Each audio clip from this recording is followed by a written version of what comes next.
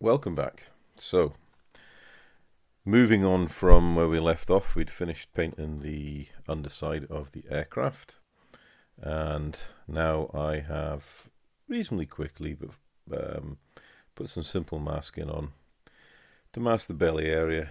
In the cells I'm not too bothered. I'm going to spray them freehand just to show you can do that, and then obviously mask the tail up, because that really does need masking. And if you look at the tail, you can see there is quite a narrow area that's going to be camouflage colour. So if you mask it up, we're going to get a better result. So I've also sprayed and I've attached the undercarriage at this point, and that's primarily just so when we set it down, it's not going to rest on the paint underside and scratch the paint off. Right, so looking at the instructions, we've got a orientated the plane, so it's dark earth and green camouflage scheme, classic early war, well mid-war, 1943 coastal command scheme. And the other thing we need to do once we finish painting the camouflage is we need to put in these de-icing boots on the horizontal stabilizer leading edge of the wings, and they also go on the leading edge of the vertical stabilizers. Right, as with the underside color, we're using Tamiya. Oh, just drop it on the aircraft, why don't I? Try again. So we're using Tamiya, XF81 RAF green and XF52 flat earth. Now the flat earth might be a bit light, but as a base color it'll be fine. We'll be able to do some modulation with it and get the effect we're looking for. Why do we spray the flat earth first? Well, because it is a lighter color than the dark green. Now this is a new pot of paint, it's never been used, so you can see just started stirring that. You can see there's quite a gap between the paint in the pot and the lid of the pot. What I do to pre-thin my Tamiya paints is I obviously give it a stir to start with, get that pigment off the bottom of the pot, agitate it up, make sure it's all in and there's no dry pigment coming off the lid or anything going into the paint, because that's when you have problems if you've got dry paint particles going in your airbrush.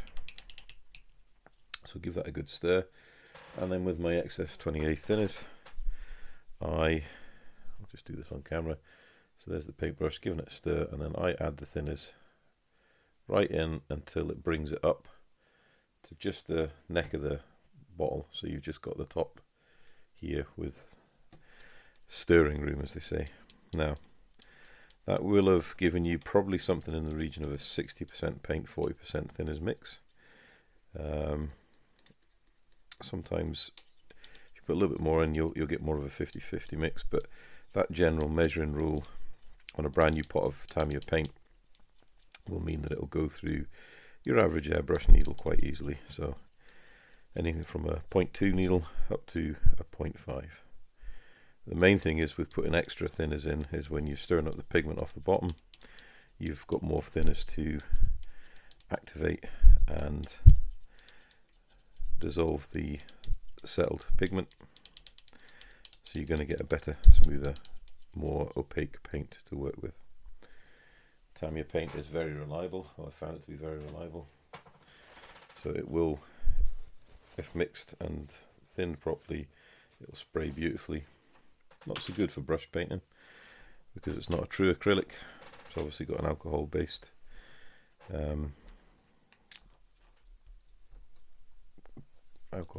thinner, but for airbrushing, anything between a 50-50 or a 60-40 mix is going to be fine, and it will dry reasonably quickly. Right, so where do you start? Good question. It's something I ask myself all the time. So we get the airbrush anyway, and we'll load it up, get it plugged into the air. So again, I'm going to use my Gaahleri Mobius 2.0. This is the Gaahleri Premium range. and it's the same airbrush we used for painting the underside, set to the same air pressure. I haven't touched anything on the brush, all I've done is clean it out since we last used it. Right, so we'll just pour in, clean up any spillage, cap on the bottle, cap on the airbrush. Right, I'll just move one or two bits out of the way we don't want to get painted. Now the main thing when you paint an aircraft is try and orientate the instructions to whichever way you're holding the aircraft, and that will avoid confusion or mistakes with the paint. And just pick a spot to start with. So I'm gonna, holding the instructions roughly like this. Gonna start on this piece of the wing here, and you just want to, well, let's just get a bit of paper. We'll check the flow before we go on. We've got good flow, so we can see that. Nice flow, get a nice line. So we want to trace the rough shape. Now it don't matter if you don't get it 100% right, because no aircraft was 100% right, and you can always touch it back in. So we want to go between these two protrusions here on the back of the wing. There's a little wavy line, and then it comes up and around and then over. And it probably comes in around like that, I think, looking at it. So we'll just...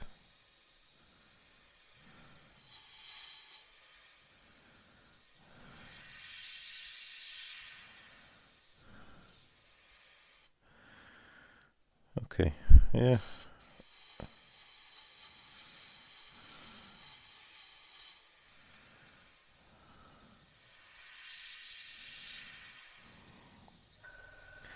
So that's a reasonably tight spray pattern. Not very neat, but it's reasonably tight, which is fine. All we need is to get a rough idea of where the paint's going in. Let's say we can go back in, we can touch up, so we've still got the green paint to paint in. Excellent, so we've got our starting line. And then we want to do roughly what we did on the bottom. So we want to start putting in the marble effects. Now you notice this time I've left the air cap on, and there is a difference between the airflow for when the air cap is on and when the air cap is off. You get a more diffused paint finish with the air cap off. You get a tighter paint finish when you have a clear needle. And depending on your airbrush, of course you can get airbrushes that have different shaped air caps that alter the airflow and different results. But on the whole, you will always get a tidier, tighter paint line when you have the air cap off and you've got an exposed needle. If you're a little bit clumsy, especially like me, you then run the risk of damaging the needle by knocking into something. So we're just getting the mottling in. So we want to weather this one a little bit more than usual maybe. So constantly moving that needle around to get those sort of that spotty finish, and there's a good start. And doing this as well, it's a very easy way to block in colour.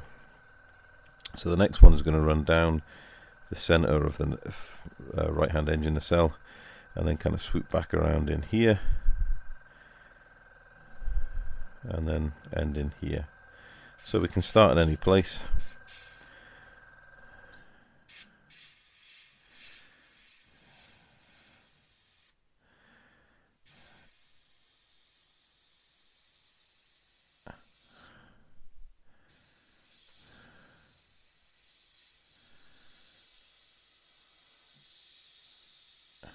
There we go. And again, go over the line, trying to refine the shape.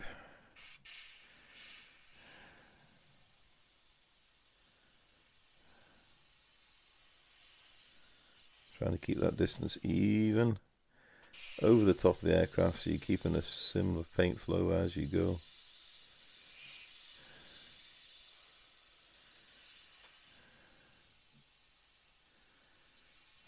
Increase that little hump there.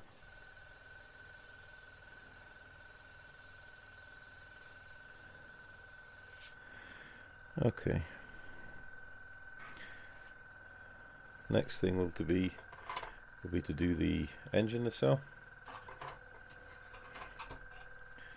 This is where it gets a little difficult to get all this in about the camera frame. So, looking at the reference instructions, it's got quite a sharp, obviously comes off the wing, so just paint into the wing, and then it comes quite sharply down, so you want to be angling the airbrush so the airflow is going that way, away from the underside of the wing. It comes sharp down and then across.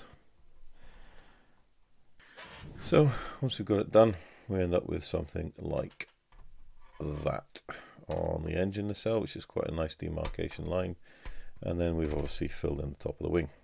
Right, so I'm obviously fighting with the camera angles here. I think you've got a general gist of how I'm going to approach this. What I'm going to do is I'm going to crack on, we'll get all the brown laid down in its primary marble coat, and then we'll come back and look at getting the second coat over it to start building up the layers. So, see you in a moment. Okay, we are back, and we have got the base color mottling down.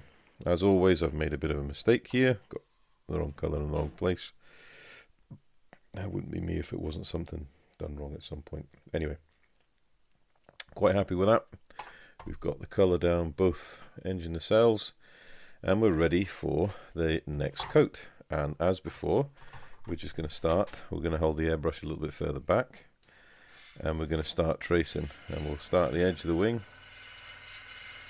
and we're just going to blow it in, making sure we get the edge a good strong coat. We're going to be 90 degrees roughly to the edge of the wing, and then start filling in. Don't worry if you get a little bit of overspray, because we can get that sorted when we come in with the green next.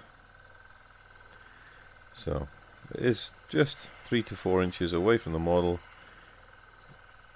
and a nice fine color coat. Stop when it's opaque, let it dry back, and hopefully we should see a bit of the color variation coming back in. What we will do with this, once we've got the 2 color coats on, is we'll come back in with some lightened colors to do a bit more post shading to the original base color. But if we're canny how we do this, then we should retain some of that mottling. Although the Tamiya colors are very, very opaque, so if I'm not careful, I will just obliterate it all. But anyway, going for the engines again. Being careful because I've knocked the masking I put in, so we want to get that in place before we spray the engine nacelles. 2 seconds is the risk when you do this. You catch this masking tape on a glove, pull it out, and you lose your masking. You do not want to get any of the earth colour in the engine bay, because we don't want to spoil all the hard work that we've already done. Right, so come back in here, making sure we lay the colour down nice and even.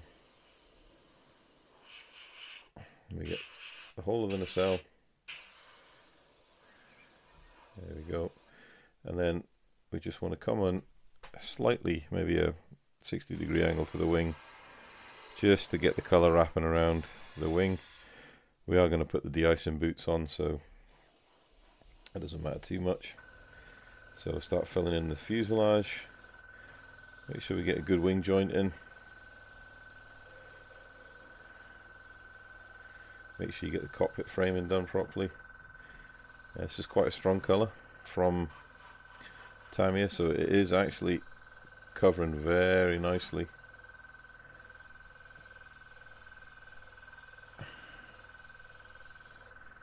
So you just be careful I don't obliterate all the hard work we've put in by doing the pre-shading.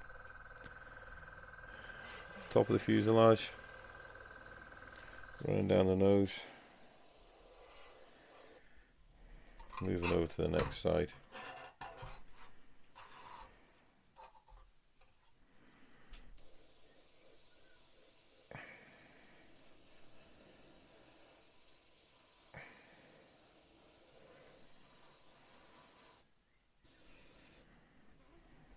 Okay.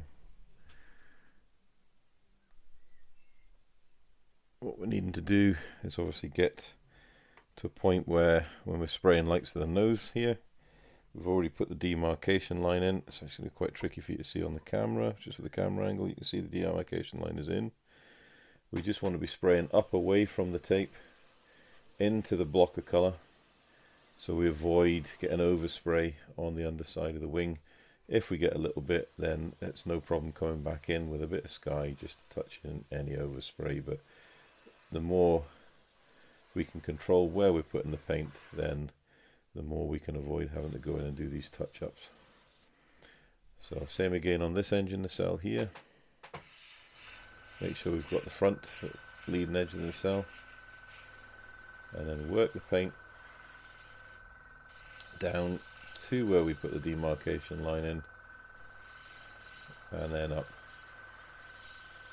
There we go. And we paint the rest of the cowling, then back over the wing.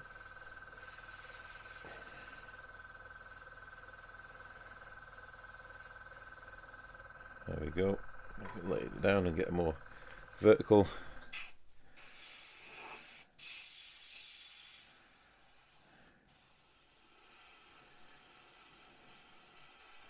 And it's a really quick way of painting an aircraft. I admire anyone that wants to take the time to mask and has that patience. I don't. It's personal choice. I quite like that slightly feathered edge, but I also like the challenge of getting the tight edge camo freehand. I like that challenge with the airbrush. Challenge my painting, and it helps to get your control in.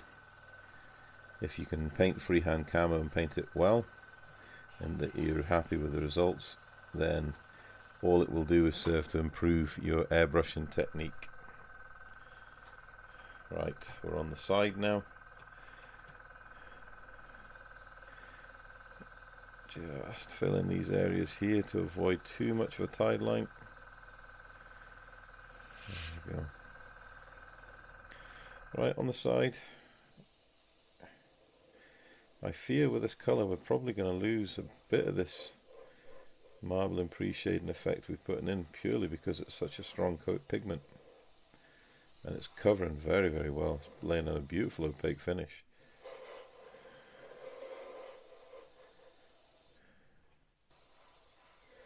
So we may have to come in and just put some of this shading back in.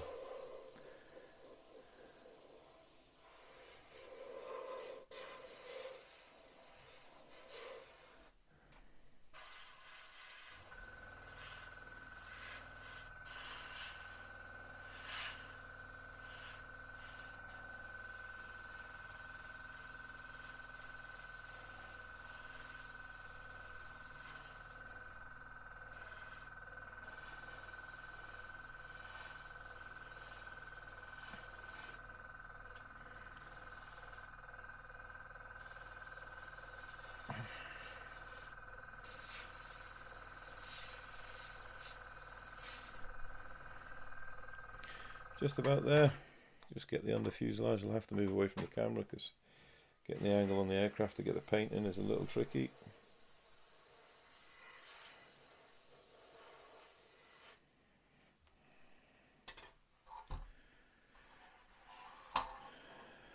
Just about there.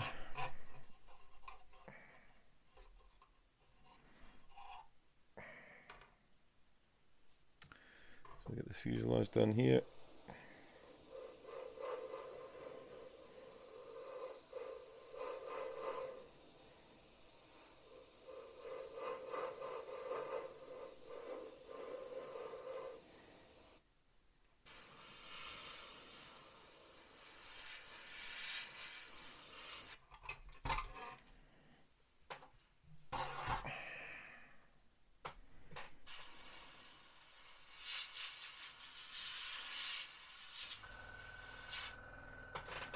Right, I think that is every area painted, and for a first coat that's not too bad.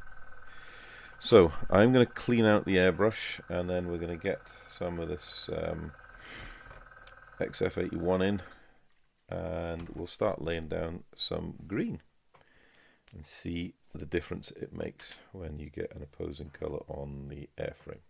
So back in a moment.